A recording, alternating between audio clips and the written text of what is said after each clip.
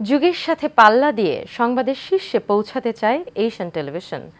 এক যুগ পূর্তি অনুষ্ঠানে প্রতিষ্ঠানের কর্ণধারদের প্রত্যাশা, তরুণ প্রজন্মের স্বপ্নের বাংলাদেশ বিনির্মাণে বস্তুনিষ্ঠ সংবাদের পাশাপাশি জবাবদিহিতা নিশ্চিতের বিকল্প নেই। প্রতিষ্ঠাবার্ষিকী উপলক্ষে রাজধানীর গুলশানের নিকেতনে এশিয়ান টেলিভিশনের কার্যালয়ে কেক কাটেন মালিক, কর্মকর্তা এবং কর্মচারীরা। সাইফুল ইসলাম নয়নকে সাথে নিয়ে আরও জানাচ্ছেন বাতেন বিপ্লব।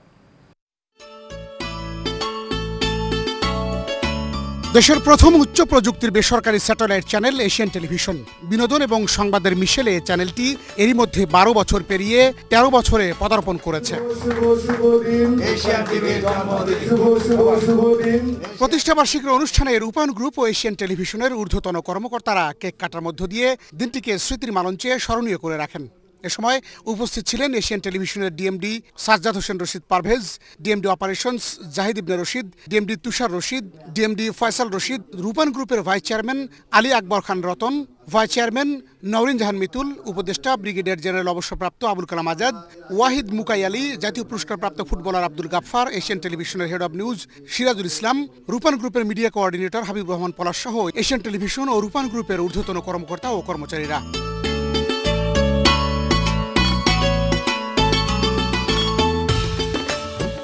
দেশের প্রত্যন্ত অঞ্চল থেকে শুরু করে আন্তর্জাতিক অঙ্গন পর্যন্ত সুনামের সাথে সংবাদ এবং বিনোদন নিয়ে দর্শকদের মন জয় করেছে দেশের জনপ্রিয় বেসরকারি টেলিভিশন এশিয়ান টিভি। প্রতিষ্ঠাবার্ষিকীর অনুষ্ঠানে বক্তারা বলেন, শিক্ষার্থীরা যে বৈষম্যহীন বাংলাদেশ গড়ার স্বপ্ন দেখছে, এশিয়ান টেলিভিশন তার সারথি হতে চায়।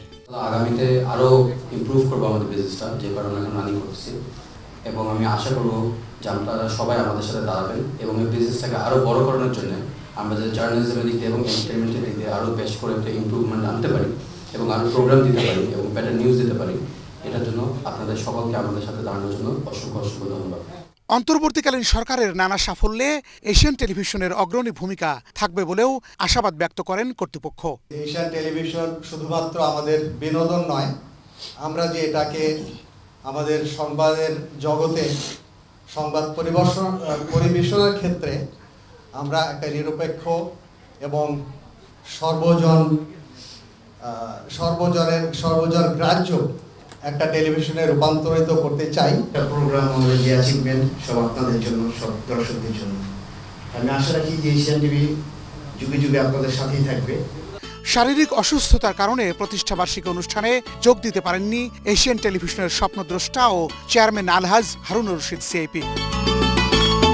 অনুষ্ঠানে বিভিন্ন সামাজিক, রাজনৈতিক, ব্যবসায়ী ও সাংস্কৃতিক সংগঠনের পক্ষ থেকে ফুল দিয়ে শুভেচ্ছা জানানো হয়। তো আমরা চাইবো যে এশিয়ান টেলিভিশন যে বাংলাদেশের মিডিয়া একদম শীর্ষ কয়েকটি টেলিভিশন চ্যানেলের মধ্যে একটি হবে। আমি আশা করছি এই মহৎ অনুষ্ঠানে সবার উপস্থিতিতে এই ঘোষণা দিতে চাই যে এশিয়ান টেলিভিশনের নিউজ অন্য উচ্চতায় যাবে এবং এই মধ্যে আমরা নানা রকমের উদ্যোগ নিয়েছি।